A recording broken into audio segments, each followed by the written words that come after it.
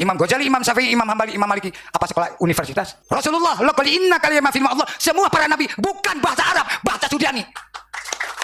Wa maqali inna rahmatan ya Rasulullah sallallahu alaihi wasallam. Maqali inna rahmatan Adam, maqali inna syana ya ummati inna kalimat dunya.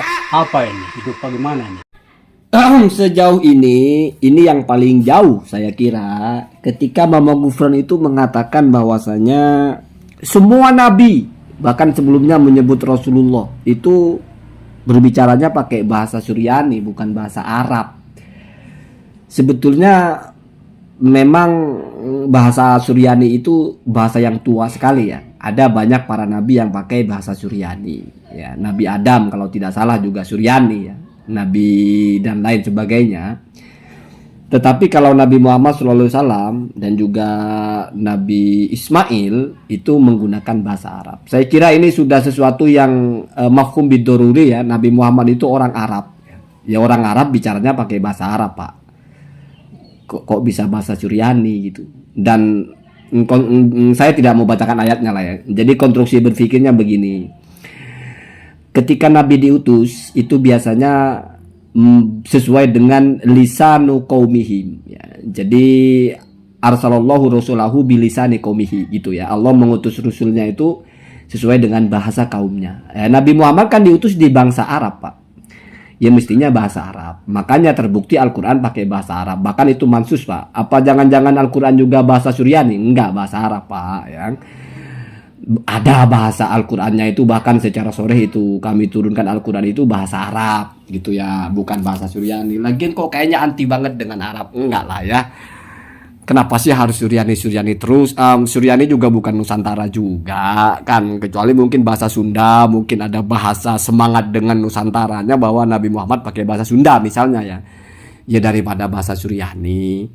Karena kalau kita baca-baca di keterangan itu yang berbicara bahasa Arab pertama kali itu antara suku Jurhum, ada juga yang bilang itu Nabi Ismail. Jadi Nabi Ismail itu sudah berbahasa Arab sejak usia 14 tahun. Itu ada di hadis nabinya begitu ya.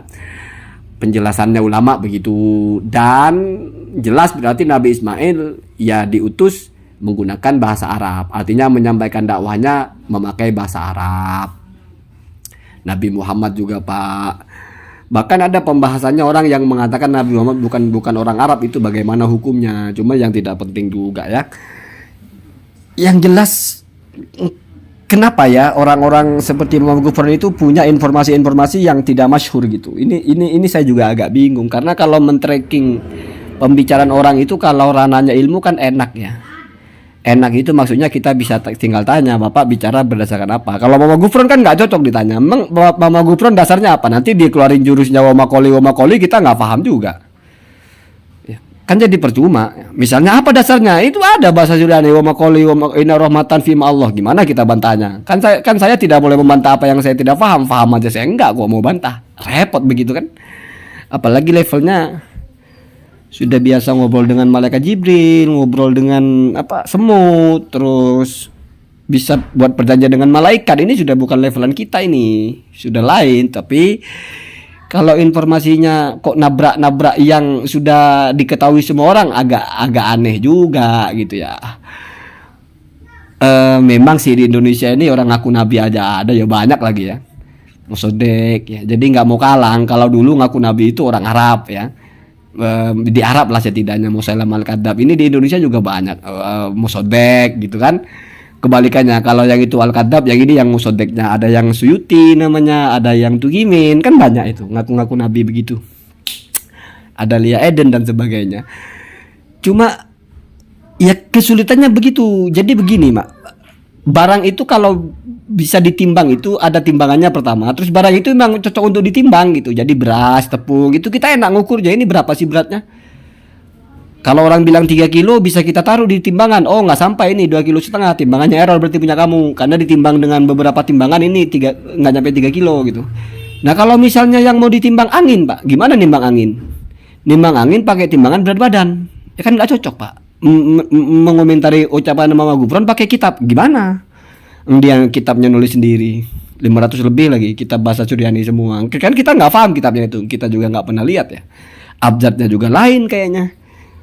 Jadi agak susah untuk men-tracking ini pembicaraan masuk ke ranah yang mana gitu ya. Kalau khurafat kayaknya bukan, karena mereka ini kan katanya anti khurafat. Balawi khurafat kan diserang oleh mereka ini kelompoknya ya. Tapi kalau mereka bukan khurafat, mungkin dalam bahasa Suryani nggak tahu saya masalah itu ya. Jadi cuma janganlah dinarasikan Nabi Muhammad itu berbahasa Suryani, Pak. Karena hadis-hadis Nabi itu bahasa Arab semua. Kalau Nabi Muhammad berbahasa Suryani lah, pesantren-pesantren, kampus-kampus itu yang nggak tahu menahu bahasa Suryani, tapi mereka mengklaim menguasai hadis Nabi, hafal bahkan. Nggak ada yang ngomakoli hadis Nabi itu. Nggak ada kayaknya. Hadis Nabi normal-normal saja ya. Walaupun saya kadang bingung, wa makoli itu sebetulnya kayaknya bahasa Arab, tapi mungkin agak dimix ya, dimix dalam tartibnya mungkin. Artinya mungkin jangan-jangan itu sandi ya. Sebetulnya kan misalnya inna rahmatan fi ma Allah misalnya ya. Siapa tahu maksudnya inna rahmatallahi fiyah, atau inna rahmatan fiyah mungkin maksudnya ma Allah ya. Sesungguhnya kasih sayang itu bagi saya gitu adalah bisa bersama dengan Allah, atau sesungguhnya rahmat Allah itu bersama dengan orang-orang yang bersama Allah. Mungkin kan begitu maksudnya. Ya kan kita nggak tahu ya. Karena Muhammad Gufron tidak merilis sarah bahasa Indonesianya ya. Yang jelas kan kadang-kadang seringkali tiba-tiba muncul aja bahasa Suryani begitu. Semut segala ya. Bahasa Suryaninya, ngobrol dengan semut pakai bahasa Suryani ya pernah gitu kan. Jadi agak repot ini sebetulnya mau di tracking kemana arahnya ya. Angkat tangan saya untuk masalah-masalah Muhammad Gufron ini. Saya cuma bisa menyajikan bahwa kayaknya kalau sampai sejauh ini agak membingungkan juga. Kok jadi bisa semuanya Nabi itu pakai bahasa Suryani, bukan bahasa Arab. Ya kalau mengatakan banyak Nabi yang pakai bahasa Suryani oke. Tapi kalau semua, apalagi termasuk Rasulullah lah gimana Pak? Setidaknya Rasulullah itu tidak mungkin pakai bahasa Suryani. Kenapa tidak mungkin? Karena Rasul itu diutus dengan bahasa kaumnya. Bahasa kaumnya waktu itu yang diutus Nabi siapa? Kan orang Arab. Hadis-hadis Nabi semuanya pakai bahasa Arab.